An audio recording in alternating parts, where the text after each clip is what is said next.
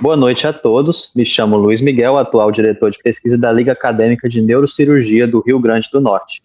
Damos início a mais um encontro do projeto de extensão Memória Neuro, em alusão aos 20 anos de atividade da nossa Liga na UFRN. No encontro de hoje, vamos abordar a pesquisa clínica em neurocirurgia, a experiência da UFRN. Para fins de acessibilidade, faço minha autodescrição. Sou um homem de 21 anos, de pele branca, cabelos curtos, lisos e castanhos. Visto uma camisa branca e ao meu fundo há uma parede também branca. Então, nosso convidado de hoje é o Dr. Guilherme Lima. Ele é médico e neurocirurgião formado pelo Hospital Universitário Onofre Lopes, o UFRN. Possui fellowship em neuro-oncologia em Montpellier e Paris, na França. É mestre em ensino na saúde pela UFRN. Atual chefe da unidade do sistema nervoso do UOL e atua como preceptor do programa de residência médica em neurocirurgia na mesma instituição. Dr. Guilherme, agradecemos a disponibilidade e seja muito bem-vindo. A moderação deste encontro será realizada pelo Dr. Ângelo Raimundo, neurocirurgião pediátrico e nosso coordenador docente. Antes da gente iniciar, comunico, a pedido da diretoria e da moderação, que os participantes habilitem suas câmeras ao final da exposição, durante o momento de discussão e perguntas. Agradeço pela presença de todos os inscritos. Lembrando que uma frequência de 75% em nossos eventos garante certificação. Passo agora a palavra ao Dr. Ângelo Raimundo para a abertura dos trabalhos como moderador. Obrigado. Pode seguir, Guilherme. Muito obrigado aí pelo aceite. E vamos embora, né? Mais uma vez, agradecer você que ajuda bastante a nossa liga aqui. Opa, obrigado, boa noite a todos. Eu agradeço o convite e a apresentação feita aí, que foi bem detalhada, né? Bem, o tema que a gente vai abordar hoje trata da pesquisa clínica em neurocirurgia, com foco no UOL, mas, assim, a gente vai fazer um panorama, inclusive, das dificuldades, desafios que nós vivenciamos na realização dessas pesquisas. Então, a gente vai entender o processo de pesquisa clínica em neurocirurgia, discutir as etapas essenciais para a realização dessa pesquisa e descrever alguns dos desafios. Eu imaginava que a gente pudesse ir conversando mais do que eu só expondo, né? Mas em virtude da gravação e do protocolo, eu vou seguir a apresentação normalmente. No final, estou disponível para as perguntas. Então, assim, a gente precisa pensar... Se você quiser interromper e ir discutindo, pode ficar à Tá vontade bom, aí. pode. É bem easy aí. Melhor. Mais tranquilo. Até porque eu fiquei com uns questionamentos a respeito de quais os projetos de pesquisa que estão sendo desenvolvidos agora, nesse momento, na Liga. Eu, quando residente, faz 20 anos também, então a Liga estava lá no seu comecinho, quando eu entrei na residência, ajudava naquela época, e depois ajudei como professor substituto, e a gente sempre teve muita dificuldade de conciliar as produções científicas com as atividades da Liga Acadêmica, porque é muita atividade em cima dos alunos, né? Aí queria perguntar aí ao diretor científico se já tem algum projeto em curso, se tem alguma atividade de pesquisa clínica em neurocirurgia dentro da Liga. Atividade de pesquisa clínica no momento. O Dr. Ângelo conseguiu angariar uma parceria com o pessoal lá de São Paulo, né, envolvendo a parte da cirurgia mais neuropediátrica em base de crânio. E eu fui convidado, é uma pena que assim, a gente ainda não conseguiu agregar mais pessoas da Liga dentro, mas é uma pesquisa que está envolvendo um ligante. A gente também enviou 5 relatos de caso para o congresso da SBN, né, basicamente, que é um trabalho menor. A pesquisa maior, eu estou com uma ideia ambiciosa que eu venho discutindo até com o senhor, né, de um projeto observacional prognóstico no Valfredo, que ainda tem que passar pelas tramitações e também teve uns entraves na revisão com o Dr. Roger do projeto. Isso é que a gente vai falar mesmo, esses entraves e essa questão das evidências. Então, a gente pensa em pesquisa clínica, a gente tem alguns objetivos em mente, né? Aqui eu vou mostrar, né, o porquê que a gente vem fazer pesquisa. A gente busca, em geral, na medicina baseada em evidências, apresentar soluções para as nossas dúvidas científicas, né? Às vezes, nas nossas vivências, na prática da neurocirurgia, a gente vivencia uma situação e vem a se questionar. E uma das formas de você conseguir responder essa pergunta é pesquisando.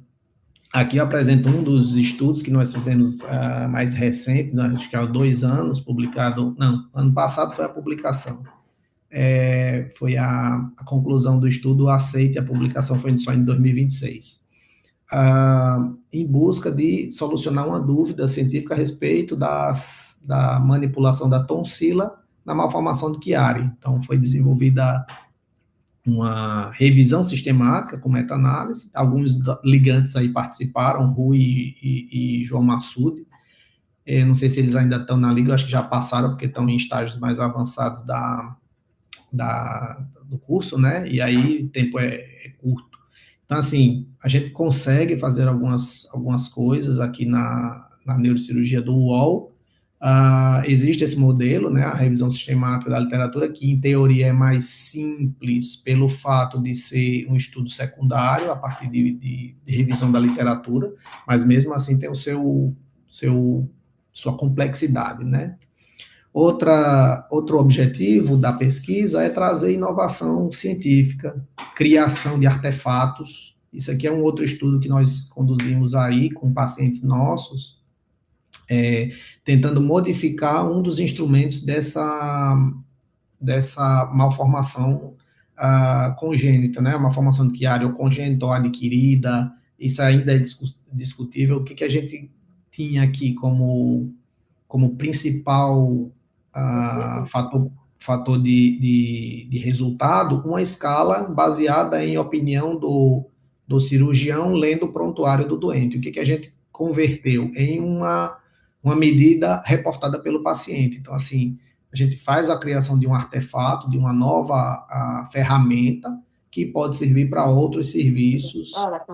E deixa eu ver se eu terminei a inovação científica e, por fim, carreira acadêmica, né? Uma outra razão para você pesquisar. Acadêmica no sentido de você quer fazer um mestrado ou doutorado por uma satisfação pessoal, ou você está dentro de um ambiente acadêmico, como uma residência médica aí do UOL, e precisa aprender, ensinar, então você precisa ter esse conhecimento de pesquisa para fomentar o desenvolvimento da academia, né, da ciência. Bem, eu vou passar um pouco sobre como pesquisar no sentido não prescritivo, não é algo, é mais para a gente discutir um pouco da filosofia e das dificuldades que a gente vem enfrentando em como pesquisar neurocirurgia dentro do UOL e dentro da Liga, vamos lá. Toda pesquisa é um projeto, o gerenciamento de um projeto, ele segue várias etapas e várias situações que a gente precisa ter conhecimento. É um projeto de pesquisa, mas pode ser um projeto de carreira, pode ser um projeto de vida, tá entendendo? Um projeto financeiro, todo ele vai ter sua iniciação, seu planejamento, a fase de execução e controle, monitoramento, e, por fim, concluir esperamos que com um objetivo favorável, e em algumas situações esse encerramento gera novas iniciações, novas dúvidas científicas, no caso de pesquisa, que geram novos projetos, e esse ciclo ele pode ser infinito, né? Geralmente, quando a gente trabalha dentro de uma linha de pesquisa, essa linha de pesquisa ela tem múltiplos braços e múltiplas pesquisas, como eu já mostrei algumas em uma formação de Chiari, minha formação é em neuro-oncologia, sim, mas tive a atuação mais intensa em Chiari quando cheguei no UOL, e tanto é que estou fazendo doutorado nessa área, e então é uma linha de pesquisa que já está produzindo algumas atividades, né, alguns artefatos e publicações. Bem, para começar toda a pesquisa, não vou também substituir a aula de metodologia científica, é só uma lembrança, só para a gente ter essa memória e comentar os tópicos, né, da iniciação. A gente sempre tem uma dúvida científica. Essa dúvida científica pode ser de um pesquisador, pode ser de um médico na frente de um paciente, em qualquer local, né, dentro de um hospital de ensino ou dentro de um ambiente de produção mesmo, um hospital, um centro cirúrgico, uma unidade básica de saúde. Então, essa pergunta, essa dúvida científica que está baseada no seu cotidiano, ela gera uma pergunta. Essa pergunta, ela tem vários protocolos, vamos dizer assim, de criação, né? E aí tem N publicações e orientações de como fazer uma boa pergunta de pesquisa. Não vou me detalhar nisso aqui, mas tem várias universidades que trazem isso aí. Então, o desenvolvimento de uma boa pergunta de pesquisa parte da sua necessidade de conhecer aquela pergunta, o seu objetivo, né, para obter um resultado. E essas perguntas, elas precisam, e como é um projeto, e o projeto ele tem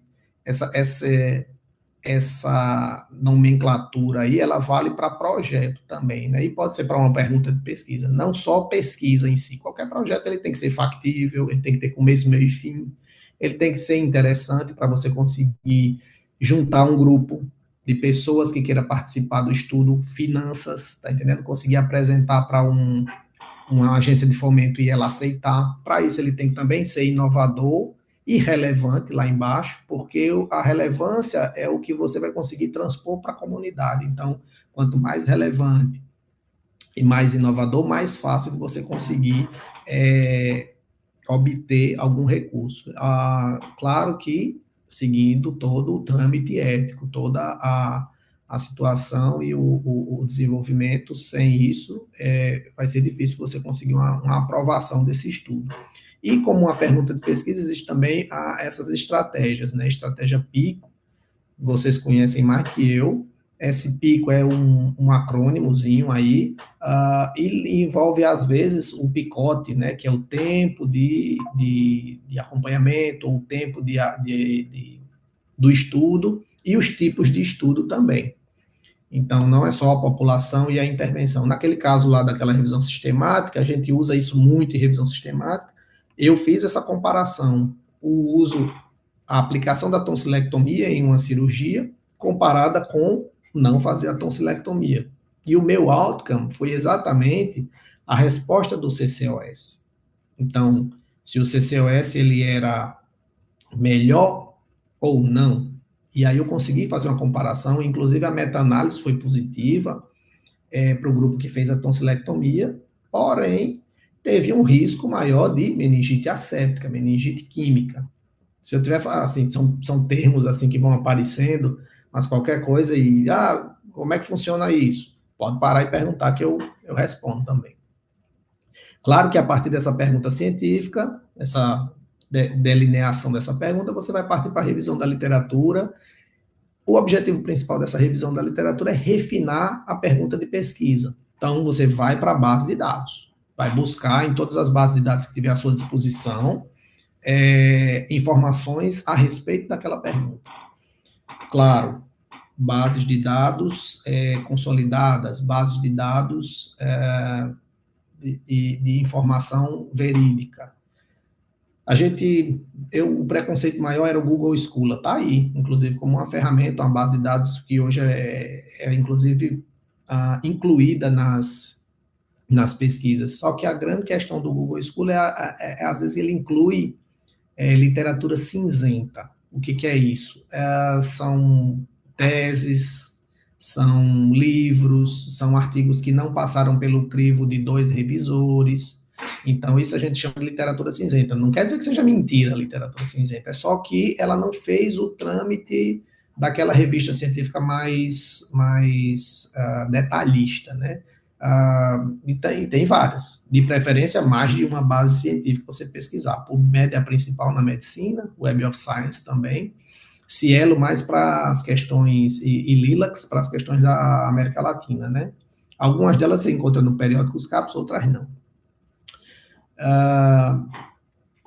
Sim, uma base de dados que a gente tem que discutir hoje, né, nas situações, é a base de dados do consensus do ChatGPT. Eu vivenciei isso quando eu comecei meu doutorado, e aí perguntaram, você já fez a sua pergunta de pesquisa para o ChatGPT? Aí eu disse, não, porque faria, né? O ChatGPT lá sabe nada de que área? Pior que ele sabia, respondeu tudo lindamente. Eu chego a cair para trás e disse assim, eu disse, meu Deus, para que eu vou pesquisar isso se já tem a resposta da minha pergunta científica, né? Que tem que ser inédita num doutorado. Eu percebi que, na verdade, o que o ChatGPT fez, com referências, com um texto lindo e maravilhoso, inventou tudo. Quando eu comecei a ler a referência, aí eu disse, eu não conheço essa referência. Aí eu digo, me dê o DOI. O DOI era falso. Esse DOI está errado. No final, o ChatGPT me disse, eu sou uma ferramenta para conversa, então quanto mais a gente conversar, melhor para mim. Então, aí eu entendi, beleza. Então, não dá para usar. Mesmo as ferramentas de IA, que são voltadas hoje para a área da saúde, precisam ser checadas. Precisa-se de um crivo mais relevante para esse tipo de base de dados, tá? Base de dados chinesa também tem, uma base de dados chinesa que o que os chineses estão fazendo agora? Eles estão traduzindo estudos antigos e colocando para publicações americanas em inglês, entendeu? Provavelmente com a ajuda da IA também, essa tradução e tudo mais. Então, a gente às vezes está pegando estudos para revisar com 3, 4 anos de base de dados, aí você diz, oxe, por que esse estudo tem uma base de dados tão antiga? Acabou o estudo em 2002, 2020, 2000, eu acho que o último que eu peguei foi 2018. Eu disse, esse tempo todinho, e nem precisava desse tempo inteiro de acompanhamento. Na verdade é isso, ele já tem o estudo publicado em chinês na base de dados dele, só que ninguém sabe ler chinês, e aí eles estão querendo divulgar. E a publicação dos chineses hoje já supera aí muito dos americanos, dos europeus. Então, assim, a busca por informação, hoje a gente consegue muito mais fácil do que antigamente, e a estratégia, ela gera toda essa string, né? Essa string de busca que é para você trazer a literatura mais relevante para a sua pergunta de pesquisa. Com essa leitura desses artigos, você consegue refinar e trazer a dúvida científica para um estreito, um gap na literatura, né? Uma faixa bem estreita de pergunta que pode permitir que você consiga fazer um estudo até mais rápido, uma revisão sistemática, vamos dizer assim. Por exemplo, nessa revisão sistemática que eu publiquei, tem 2 que eu publiquei. Essa última, a gente avaliou 10 estudos, né? Critérios de inclusão e tudo, então, quer dizer, foi muito prática fazer com 10 artigos, né? Óbvio que medicina baseada em evidências é um pouquinho de chover no molhado para vocês, mas é importante retomar esse tema da leitura crítica. Então, ter criticidade de leitura. É difícil um estudante ter essa visão crítica da literatura, porque ele imagina, né, que aquilo ali que está sendo apresentado para ele num PubMed, num abstract, é feito e bem feito, né? Se está publicado, passou por um crivo, nem sempre. E, às vezes, os detalhes que estão por trás da leitura completa do artigo e de uma visão crítica podem nos mostrar limitações daquele estudo que impedem a gente chegar a alguma conclusão. Quando eu comecei na pesquisa, a Cochrane tinha várias revisões sistemáticas com meta-análise, e nenhuma nunca chegava a conclusão nenhuma. A gente já sabia até a resposta. Saiu uma nova revisão da Cochrane, eu não sei nem do que se trata, mas eu sei o desfecho. Não tem estudos conclusivos, não tem estudos com rigor metodológico adequado para chegar a alguma conclusão, ponto. Hoje não, acho que já tem. Eu já li uma em neurocirurgia, mas dentro de muitas, né? Então, a gente tem que levar em consideração, aí eu já estou descrevendo um pouco do nosso problema em neurocirurgia, a gente se baseia muito na opinião de especialistas, séries de casos, né? Poucos estudos transversais. Pronto, esse estudo que eu publiquei do CCOS foi um estudo transversal, na verdade, do CCOS, né? Que eu recriei, remodelei uma ferramenta já existente, né? Mas é muito raro ter casos de controle coortes, né, comparativos, estudos comparativos, mesmo que observacionais comparativos. Ensaios clínicos randomizados são difíceis, meta-análises são mais fáceis porque está na moda fazer meta-análise e revisão sistemática de muita coisa, mas a nossa meta-análise em neurocirurgia, ela parte de um estudo que é muito restrito, vamos dizer assim, ainda tem um nível de evidência baixo, tá? A gente vai para os congressos e o que a gente vê em qualquer congresso, tá? Não é congresso brasileiro, não.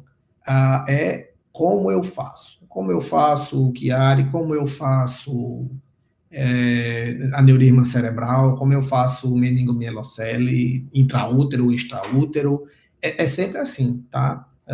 Poucos são os estudos, os autores que vão para lá com estudos novos, né, para apresentar. E assim, então gera uma criticidade muito grande nos estudos em neurocirurgia. Nós temos recomendações, na maioria, baseada em difícil também.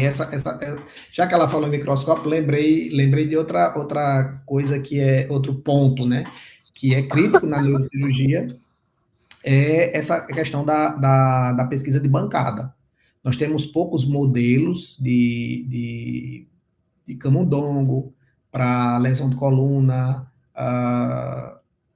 tumor cerebral, entendeu?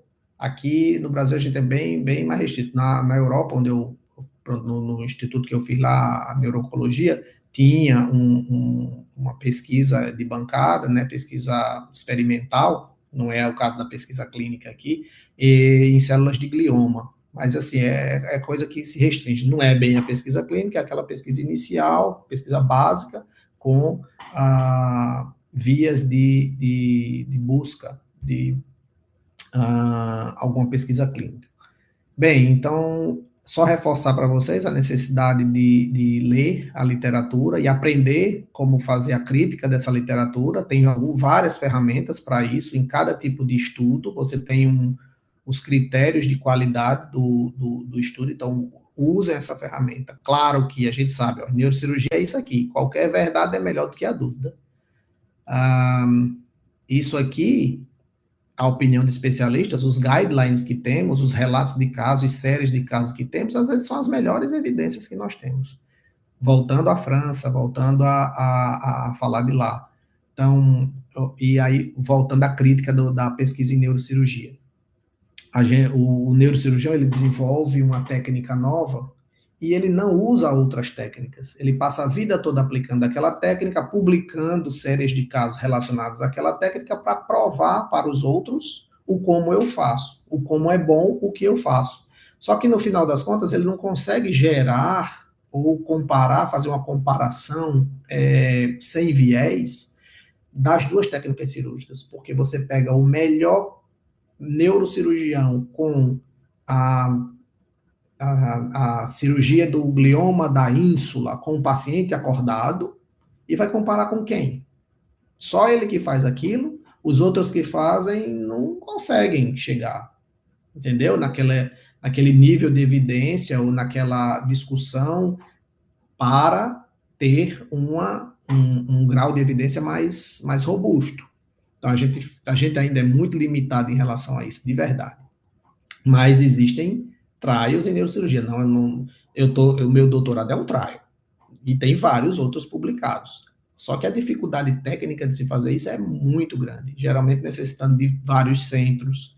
A gente está estudando em 3 centros. A USP, a Universidade Federal do Maranhão e aqui em Natal. Mas é muito difícil pegar pacientes, incluir no grupo. Eu imaginava que eu já teria terminado esse estudo umas 2 ou 3 vezes, e na verdade eu estou chegando talvez na metade agora, de tanta dificuldade que eu estou enfrentando com a malformação de Chiari.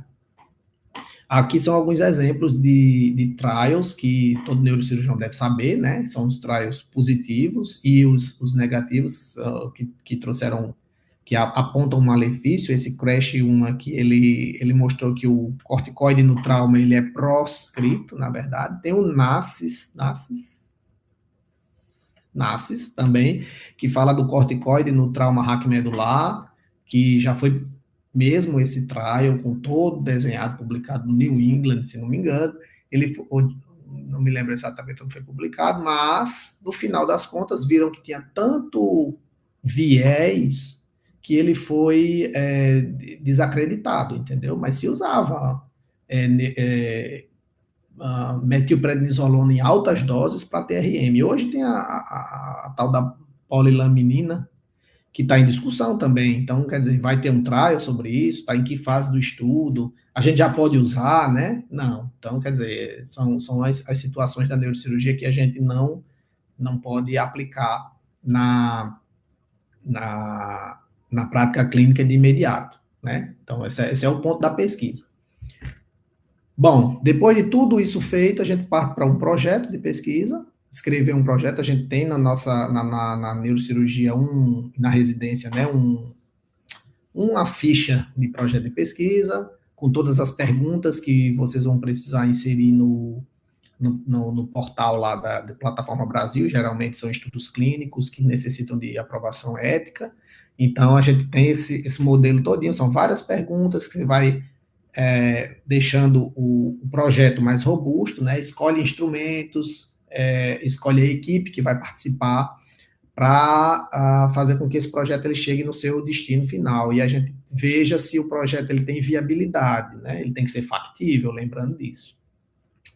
Essa proposta ela tem que ser submetida a alguma plataforma, né? No caso de séries de casos, reportes, case reports, estudos observacionais, todo estudo que tiver relação direta com o paciente, ou seja, estudos primários, você tem que submeter à Plataforma Brasil para ter a autorização do Comitê de Ética da instituição, e se for um trial, tem que também estar inserido em alguma base de dados de ensaios clínicos. A REBEC é a nacional, mas tem o Clinical Trials americano. Se for uma revisão sistemática da literatura, uma das bases de dados que na verdade, a que eu uso é a Prospero. Eu acho que ela é a mais fácil. Se você tiver dúvida se uma revisão sistemática já está sendo realizada, você pode ver nesse Prospero e dizer, não, já está em desenvolvimento essa pesquisa, eu não vou fazer uma igual, né? Tem que fazer outra. Isso é exatamente para evitar duplicidade de revisões sistemáticas. Claro, execução e monitoramento. Essa parte inicial ela é mais um pouco filosófica, braçal, de pesquisa, leitura, muito pensamento. A execução, depois que você tem um protocolo de pesquisa bem feito, a execução é a parte que a liga entra em ação. É o ponto em que vocês da liga conseguem nos ajudar com mão, né, mais mão para coleta de dados, para fazer toda essa execução. Geralmente a gente usa várias ferramentas. Eu estou usando agora muito essa REDCap, que é uma ferramenta que a EBCHU Brasil agora disponibiliza para a gente coletar dados. Então, a gente está fazendo um estudo com o túnel do carpo, totalmente incluído no REDCap. Os outros a gente ainda usa as tabelas né, Google e Excel, e sempre fazendo um monitoramento desse projeto. Está andando? Está parado? O nosso deadline está chegando? A gente está vivendo uma situação agora, eu e Ângelo, né, que o projeto tem que terminar o relatório até dia 30 de maio, e a gente ainda não está executando já, mas está difícil de executar. E temos que correr, né? Estamos nessa fase de coleta agora. Então, é algo que a gente precisa sempre estar de olho, para não perder os prazos.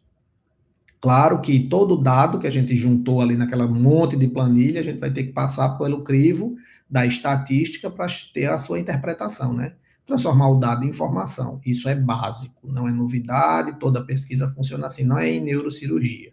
Grande problema em neurocirurgia é que a coleta de dados ela é mais dificultada, os dados, as ferramentas de coleta de dados, por exemplo, os instrumentos, né, que a gente usa, às vezes a gente tem que desenvolver, como eu fiz com o CCOS PROM, porque eu perguntava diretamente ao paciente, e essa informação não estava escrita no prontuário. Então, já que eu estava com a fonte original dos dados na minha frente, eu preferi fazer assim. E como não estava publicado, eu vi uma necessidade de descrever essa ferramenta para que ela me servisse como a fonte de informação para o meu doutorado, porque depois alguém questionaria, né, dizendo assim, que ferramenta você usou? Ah, o CCOS pronto. E que ferramenta é essa que não existe? Agora existe, né? Ah, mas você que publicou. Beleza, mas está publicado. Então, é uma ferramenta disponível, vamos dizer assim, na literatura. E aí a gente passa pelo crivo da estatística para transformar aquilo em dados, os dados em informação e a interpretação baseada na discussão com com o resto da literatura, para chegar a uma informação científica, uma resposta. Só tem que tomar cuidado para a gente não cair no erro banal e geral. E conhecer um pouco de estatística faz parte do pesquisador. Sei que é um tema áspero, e negligenciado por muitos de nós, mas assim, se a gente não se ater a entender um pouquinho disso aí, a gente pode sofrer disso aqui, ó, como mentir com estatística. Então, assim, pode acontecer, e eu já bati em alguns artigos, assim, questionei a seleção do método estatístico para aquela resposta. Eu disse, olha, já isso mais antigamente. Com a IA, está muito difícil de eu pegar uma coisa grosseira, que a IA, ela diz, não é esse teste estatístico, é tal teste estatístico. Então, ela erra os cálculos, todos. Se você não botar num software adequado, ela erra os cálculos. Então, quer dizer, eu uso geralmente o Jamov, que eu acho mais prático, mas qualquer um desses que tiver aí no mercado pode servir, desde que você saiba usar. Ou então pagar um estatístico para fazer. E, por fim, a entrega. O projeto, como todo na sua vida, tem que ter um fim. E o fim é o seu produto. O produto que você vai entregar é uma publicação, pode ser um artigo, pode ser um artefato. Pode ser um software, pode ser uma peça de teatro, vamos lá, tudo e qualquer coisa, certo? Então, eu entreguei um artefato, que foi uma ferramenta nova, eu entreguei publicações, artigos, né, publiquei relatórios para essas agências de fomento e tudo. Dentre os grandes desafios que nós temos doenças que são infrequentes, doenças raras, né? Um outro ponto que é relativo a isso é o que eu comentei sobre a experiência do cirurgião. A experiência do cirurgião induz a fazer um tipo só de procedimento, porque faz parte da expertise dele. Eu aprendi assim, eu quero continuar fazendo assim, e eu posso até tentar outra forma, mas é mais difícil. Eu vou ter que parar, sentar, reestudar, reaprender para submeter a uma pesquisa, vamos dizer assim. É mais complicado, é mais complexo você convencer um neurocirurgião que já vem fazendo aquilo há alguns anos a dizer, vamos fazer um trial aqui, comparando sua técnica, que você faz há 20 anos, com a técnica nova. Já vai ter um problema aí, que o cara vai aprender uma nova técnica, vai estar em curva de aprendizado, e já pode ser um viés, para dizer, tá vendo como essa técnica nova não presta? É uma limitação, né, do estudo. Então, outro ponto que a gente leva em consideração é o tempo mesmo. Continuando a mesma linha de raciocínio. O cirurgião, ele demorou tantos anos para adquirir aquele modelo, aquela expertise. Então, ele não vai mudar só por conta do estudo, né? Então, ele tem que seguir naquela linha de pesquisa dele, naquela linha de trabalho dele, e aplicar o seu desenvolvimento científico ali, o que torna a publicação em neurocirurgia, na grande maioria das vezes, séries de casos, experiências e opinião de especialistas. Tem um custo para ser pesquisador também, que é um desafio convencer colegas neurocirurgiões. Só para vocês terem ideia, a residência de neurocirurgia são 5 anos, após mais algum tempinho, após, né? Você tem uma carreira curta de 30 anos, 35 anos, vamos lá, no máximo 30, 35 anos. Então, você com 60 anos, você está declinando na sua produção, né, cirúrgica. E nesse ponto, então, como o colega se forma muito tarde e a sua vida cirúrgica vai se acabar mais cedo, o que acontece? O custo de oportunidade, ele diz, eu não vou desperdiçar, vou chamar assim, meu tempo de produção cirúrgica com pesquisa. Então, a gente sofre disso no UOL. Pessoalmente, eu vejo esse grande entrave lá, os que estão dentro da academia, né, produzindo e sendo professores, tem uma certa obrigação de fazer isso, mesmo assim ainda é custoso, né? Do ponto de vista financeiro, do ponto de vista de custo de tempo de vida, né? Tempo de desperdício de, vamos dizer assim, eu não considero um desperdício, né? Eu senão não estaria aqui, não estaria pesquisando e não estaria querendo avançar, mas é uma das grandes queixas que eu escuto e um grande desafio que eu tento mostrar a necessidade de pelo menos conhecer esse tema de pesquisa para aplicar na sua vida prática, como uma ferramenta de avanço no seu atendimento. Então a gente mostra assim que a observação da sua realidade é o ponto de partida, você adapta a sua vivência aos conhecimentos que você começa a adquirir quando você começa a pesquisar e começa a buscar conhecimento científico. Talvez seja esse também um outro ponto que a gente verifica na nossa formação, é que o tempo é tão curto, a residência é tão puxada que você não tem área verde, tempo para fazer pesquisa, mesmo para estudar a pesquisa. Então, é um outro detalhe que a gente precisa entender e talvez mudar nosso mindset dentro da residência para disponibilizar mais isso aos estudantes, aos residentes e que eles façam parte, né, façam a pesquisa clínica como parte da profissão. Essa dúvida que gera ali na sua vivência é que vai fazer com que sua leitura passe a ser mais crítica, que você passe a buscar mais... Não posso fazer isso. Deixa eu ver aqui. A minha IA. Silenciada. Sempre tendo a questão da responsabilidade ética, quando vai fazer um estudo científico, submetê-lo aos crivos éticos das bases de dados, das plataformas de ética, dos comitês de ética, para fazer com que esse estudo ele seja publicável também, certo? Algumas revistas hoje exigem um parecer ético, então... sem ele você não consegue nem publicar, vira literatura cinzenta, ou não vira literatura mesmo. Então, são esses alguns pontos que eu queria abordar aqui com vocês, né? Não é um tema simples, não é um tema fácil, principalmente dentro do contexto da neurocirurgia, dentro da neurocirurgia do UOL, dentro da neurocirurgia e residência de neurocirurgia, ainda mais com a questão acadêmica aí, que todo mundo tem tempo zero, né?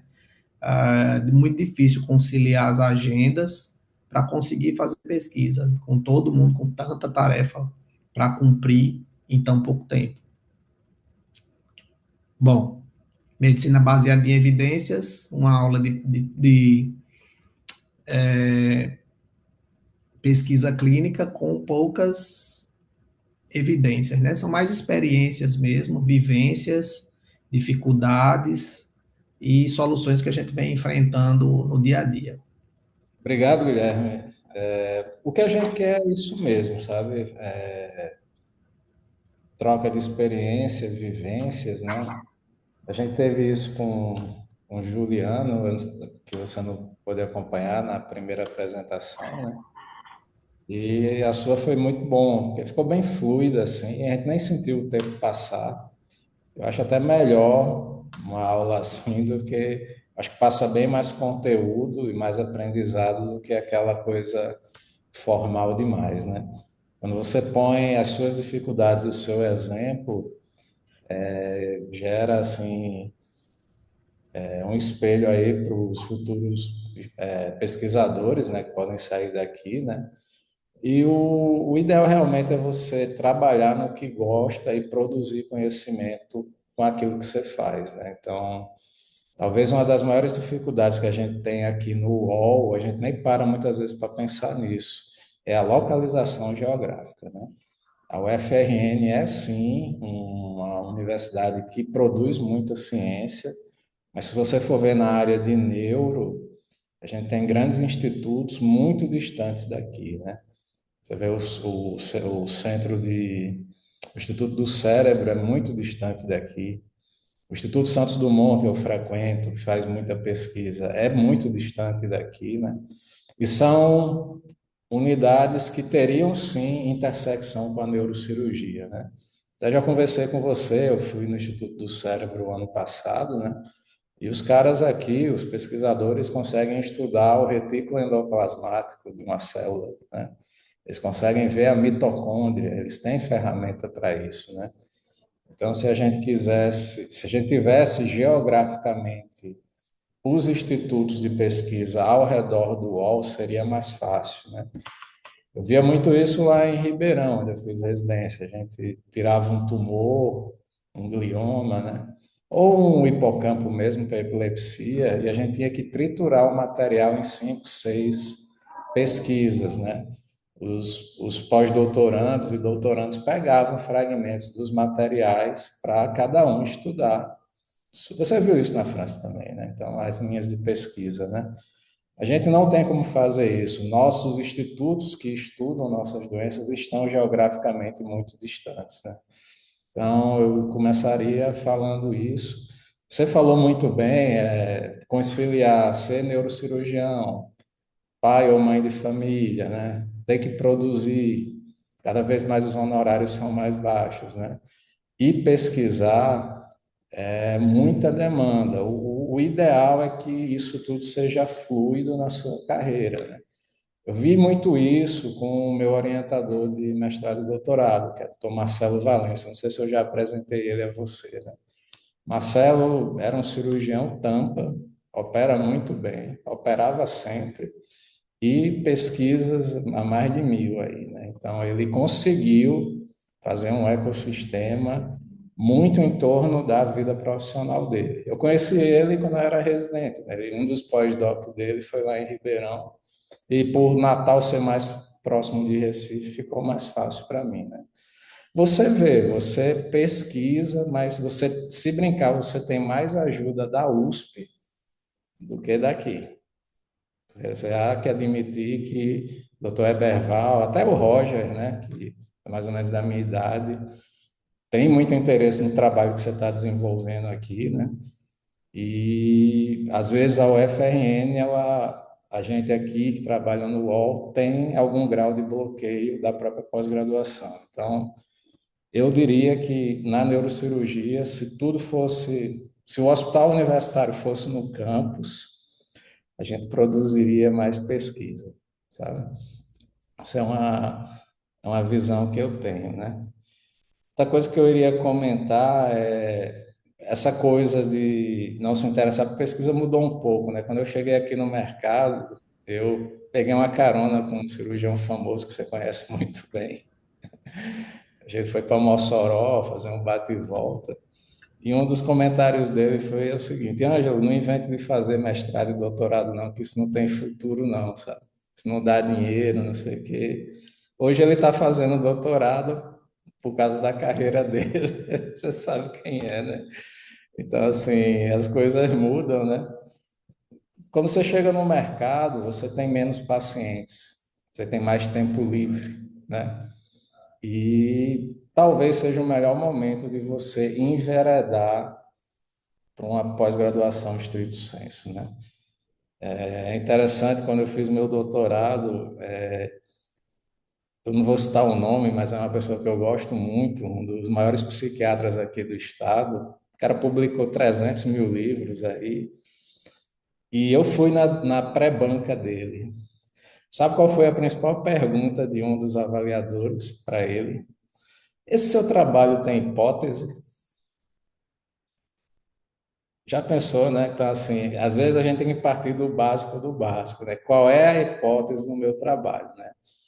Eu vejo que os alunos hoje têm muito interesse em pesquisa, sabem de Ryan, de meta-análise, revisão sistemática, protocolo, tipos de IA, tipos de ferramentas estatísticas, mas não sabem construir uma pergunta hipotética, né? Então, a base de toda pesquisa tem que ser na construção de uma hipótese, né?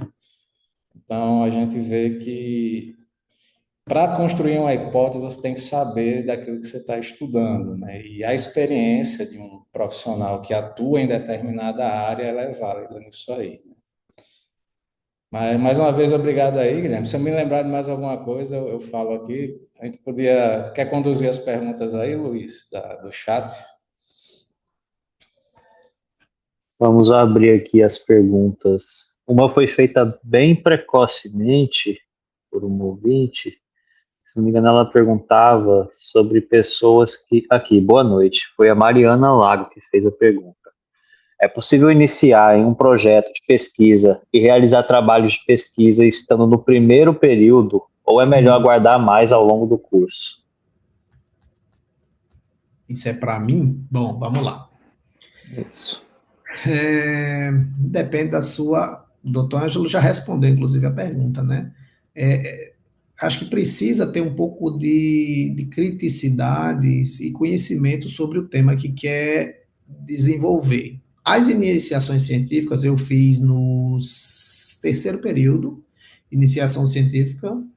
Ah, era um momento, naquela época, bom, vamos dizer a verdade, era mais difícil, tinha menos conhecimento. ah, o foco era principalmente em que eles já me definiam o projeto, eles já me definiam o instrumento que eu ia usar. Por exemplo, o que, que eu estudei? Climatério, qualidade de vida no climatério. E tinha o instrumento de pesquisa, já era a qualidade de vida, o RUCOL 36. Eu lembro até hoje, porque, bom, não, o RUCOL alguma coisa, não era 36 não, 36 é o SF. Esse é o call brief, né? Que é também... Brief, era esse mesmo, em português. Esse mesmo. Aí vinha a folhinha, eu já ia lá catalogar com as pacientes, e depois a gente publicou isso aí, mandou para congresso, publicou. Então, eu acho que o momento inicial, estudando o primeiro período, pode ser que ele já venha de outro curso, pode ser que ele já tenha vivência em pesquisa de outras áreas e enverede por isso aí. O normal não é que ele tenha essa vivência. Vamos falar de um primeiro período verdadeiro, né? Primeiro período de faculdade, de modo geral. Ele talvez não tenha ainda o senso crítico para criar essa hipótese, para criar essa pergunta de pesquisa adequada. Então, ele vai ter um. Eu estou falando primeiro período, mas o oitavo período pode ter essa dificuldade também. O 12º período pode ter essa dificuldade também. Às vezes ele não conhece a realidade, né? Ele vai dizer, eu quero estudar a mitocôndria do tumor cerebral. Aonde? Aí a gente vê, né? Então, quer dizer, olha, é difícil. Aqui na nossa realidade vai ser difícil realizar essa pesquisa. Então, alguns pontos têm que ser alinhados, né, com esse estudante do primeiro ano, do primeiro semestre, para saber qual é o desenvolvimento que ele quer, qual é o objetivo que ele quer com aquilo. O mais fácil, então, em resumo, é entrar numa base de pesquisa já montada. E você segue um fluxo, você coleta dados, que você já tem um protocolo estabelecido, ou seja, uma metodologia de pesquisa pronta, e aí você vai coletar dados. Aí coletar dados é muito sacal, é verdade. Talvez seja a parte mais chata da pesquisa, mas eu acho que é aquele momento que você vai parar e vai começar a ter dúvidas, você vai começar a estudar o tema e vai voltar para o pesquisador e vai dizer, mas por que eu estou usando o RUCOL Brief? Por que eu não estou usando o RUCOL grandão? Ah, porque o RUCOL grandão demora 3 horas para ser aplicado, o RUCOL Brief você gasta 20 minutos, e já é muito, né? Aí, e você vai estudando qualidade de vida. Hoje, talvez até por esse defeito, né, entre milhares de aspas, essa oportunidade que eu tive, eu vou chamar de defeito, eu gosto de estudar qualidade de vida. Eu estudo qualidade de vida no Chiari, estudo qualidade de vida no tumor cerebral. Então, assim, é um conhecimento a mais, entendeu? Eu acho que para os ligantes, estimular os residentes, estimular a gente que está lá em cima, lá no ambulatório, a chegar e dizer assim, olha, estou querendo fazer uma pesquisa assim, Miguel já me questionou algumas vezes, né? Sim, vale, vai, olha, a dificuldade que você vai ter é essa. Antecipo, é a mesma dificuldade que tinha naquele projeto que você comentou, lá a gente vai ter nesse projeto com pediatria. Imagens. O, Já fui lá e descobri que o banco de imagens pode estar sabe, perdido num buraco negro. Então, aquelas imagens das crianças de 5 anos atrás, entendeu, Ângelo? Então, vamos ver. Eu queria, foi até perguntado, né, o que pesquisa a gente faz aqui na...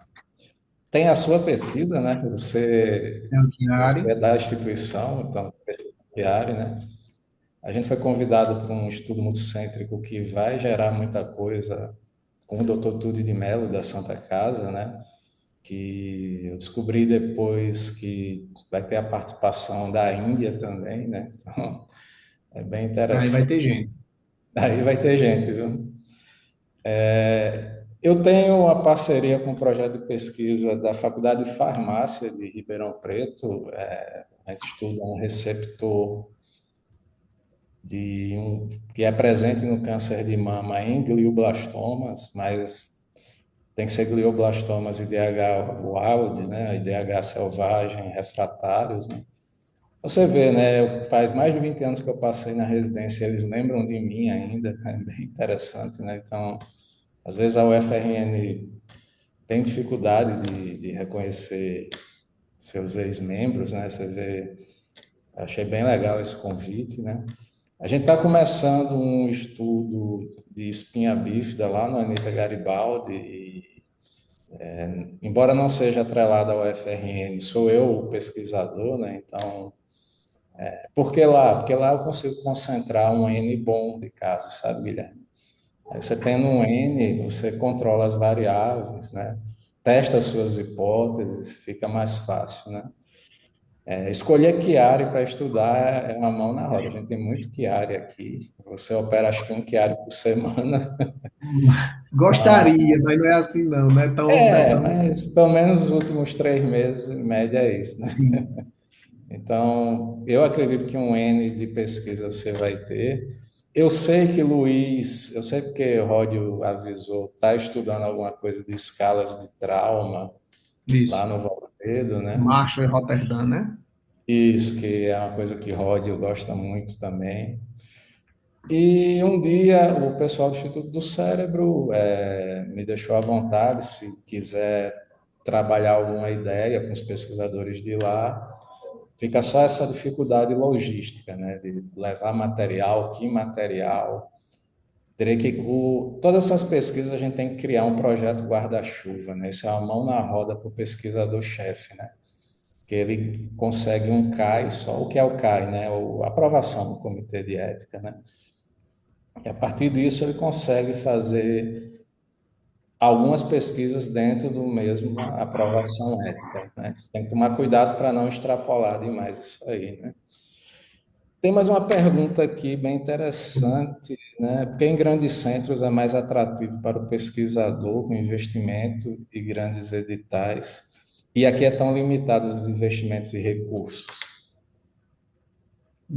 Pronto, há alguns anos, dois, foi aberto o Centro de Pesquisa Clínica aí dentro do UOL, né? E Instituto do Cérebro é um exemplo, o Instituto Anita Garibaldi, né? O Santos Dumont. Santos Dumont, que é na Anita Garibaldi, né? Quem é Lili, não sei quem é, Edmundo Safra, né? É, Que são então, quer dizer, esses institutos, eles geralmente têm um um direcionamento de financiamento, de fomento melhor, diferente da universidade e diferente do hospital universitário. E hoje, com a situação que a gente vem vivendo com a EBSER, com a EHU Brasil, isso vem, né, o foco não é ciência, assim, não é o foco principal é assistência. Então, o que a gente faz? A gente consegue, através do Centro de Pesquisa Clínica, ter acesso aos editais. Se entre os grandes tem mais editais, não, às vezes o edital é nacional. Só que a gente não tinha nem acesso a esses editais. Um exemplo de pessoa, né, que tem um acesso a editais muito bom é o pessoal do LAIS, aqui na UFRN. Então, o Ricardo Valentim, que é um dos professores da UFRN, ele tem muito acesso ao CAPES. Teve edital com 5 vagas que ele levou 3. Então, quer dizer, não é porque aqui é a quina do Brasil, ou porque aqui é uma cidade pequena, que não tem acesso a esses editais. Só que é limitado a poucas pessoas. Então, a gente fica... Não é um edital que dá para ser difundido para tudo. Outro ponto. O edital ele é muito específico. Ele exige um doutor, por exemplo. O último edital que me pediram para participar, eu disse assim, não sou doutor, estou fazendo doutorado. Tem que ser doutor, e eu acho que o doutor Mário Emílio concorreu nesse edital, não sei se já tem resultado, para pesquisas genéticas. Então, quer dizer, foi algo bem assim, específico. Existe investimento de empresas privadas aqui na região para neurociência? Sim. Bom, o Instituto do Cérebro é uma parceria privada, como a maioria dos institutos, né? Lá onde você trabalha, provavelmente tem investimento privado, né? Deve ter. E assim, agora empresas locais. Empresas locais eu não conheço. Tem agências de fomento da própria universidade, né? A FUNPEC. FAPERN. FUNCITERN, que é lá de Mossoró, que está financiando algumas coisas lá no Instituto Santos Dumont, né? E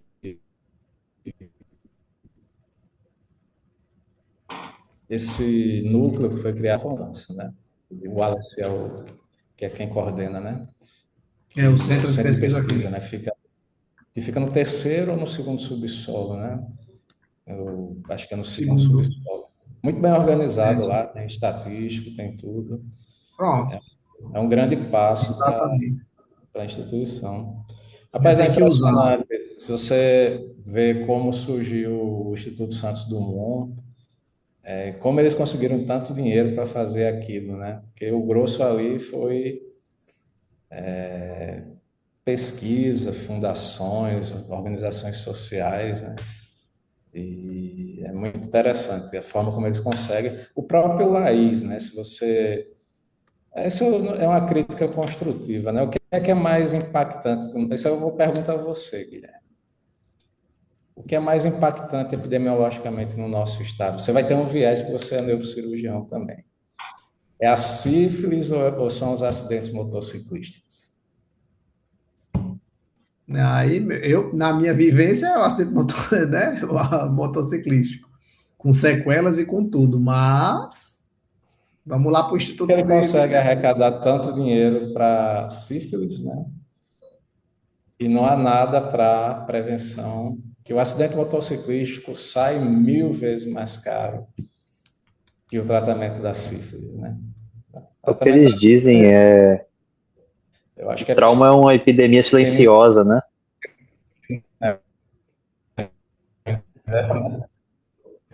Exato. Isso é tão silencioso assim, não, né? São coisas que a gente levanta. Mas é o que eu estava falando. Às vezes aparece como o trauma é muito comum, e aí eles querem uma doença negligenciada. Por exemplo, eu poderia concorrer a esse negócio do Chiari, é uma doença negligenciada, o Chiari. Essas doenças que o doutor Mário Emílio está levantando,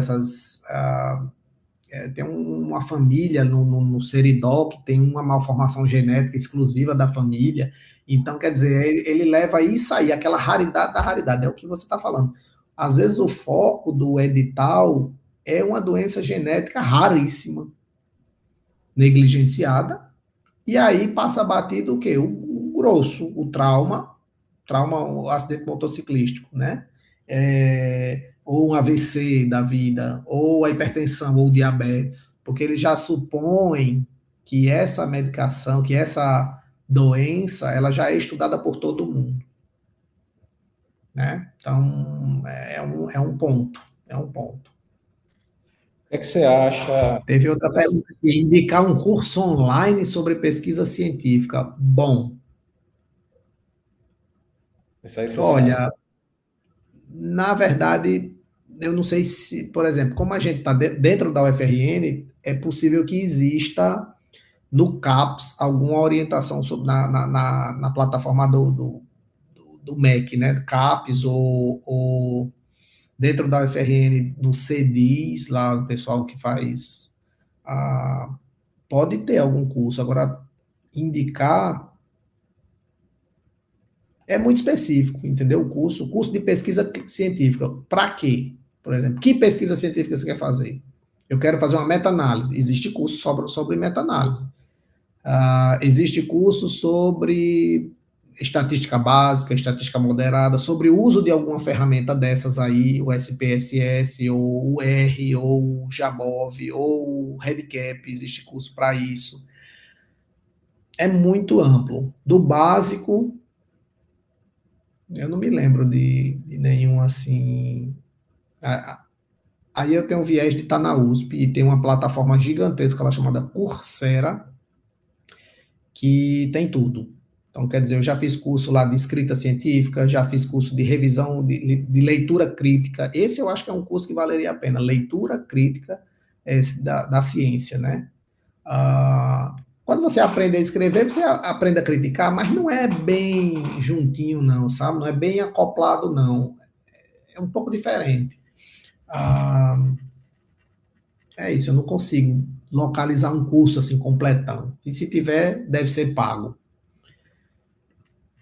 Mas deve ter. Eu sei que É, de revisão sistemática tem, eu até recebi. Eu tenho sugestões nessa área. Por exemplo, a referência internacional em revisão sistemática, que é Cochrane, se você logar na página deles, eles oferecem capítulos de orientação gratuitamente lá para a pessoa ler. Também, dentro dos limites da UFRN, tem uma plataforma de cursos online diversos e tem algumas coisas de pesquisa lá que se chama Avassus. Se você é matriculado na UFRN, você pode fazer um login lá no sistema Sabiá e consegue acessar esses cursos. Também, por exemplo, o especial que eu estou fazendo, eu estou envolvido na revisão sistemática. E, assim, até para a primeira menina que fez a pergunta, aquela questão de iniciar cedo, acho que mais cedo ou mais tarde você vai precisar de ajuda eventualmente. Então, é uma equipe que está por trás tipo, desse estudo de revisão. Aí a gente conta com o apoio de especialistas, né, que tem o conhecimento da doença, enfim, do objeto de estudo nosso, que é Dr. Ângelo e Dr. Ródio, mas também tem que ter o apoio técnico de produção do material. A gente foi se aproximar lá do pessoal do DSC, que trabalha com epidemiologia e essas coisas, e eles têm lá, por exemplo, um núcleo de estudo para revisão sistemática, que é o LabSys. Então, se você é muito focado nisso, na UFRN, esse é o lugar para você ir atrás, por exemplo. pronto. Muito bom. Aí é só essa vivência aí de acadêmico que sabe essas situações, mas é verdade, né?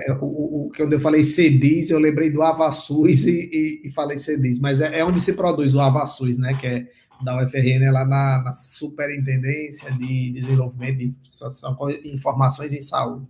Bom, é isso, eu fico disponível lá no primeiro andar, né, Ângelo, nas segundas-feiras, para discutir qualquer projeto que queiram.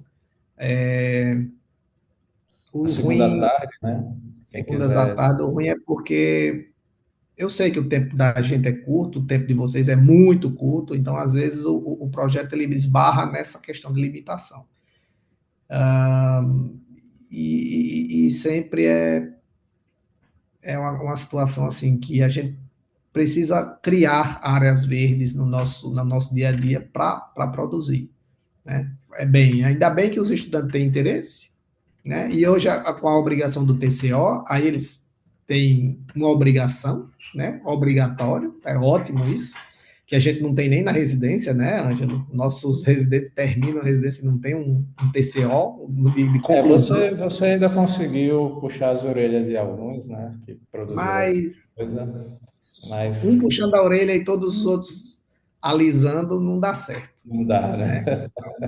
né? Fim daqui não rola para ninguém. Deixar Você aí o vê, pessoal tá. na época que eu me formei, a gente fazia monografias, não tinha valor científico nenhum, né? Então, assim, quanto esforço eu tive. Eu fiz 3 monografias na minha faculdade: arterite temporal, disfunção erétil e afetividade. Textos muito bem escritos, né? Mas monografia fica para a instituição, não é publicada, não é uma pesquisa, né? Então, hoje, o TCO, bem queira ou não, mesmo sendo relatos de casos, os alunos costumam publicar em revistas nacionais ou em trabalhos de congresso, já é alguma coisa, né? Já é um start aí para enveredar para uma pesquisa mais efetiva, né? Eu acho que já ficamos aí 1 hora e pouco, né?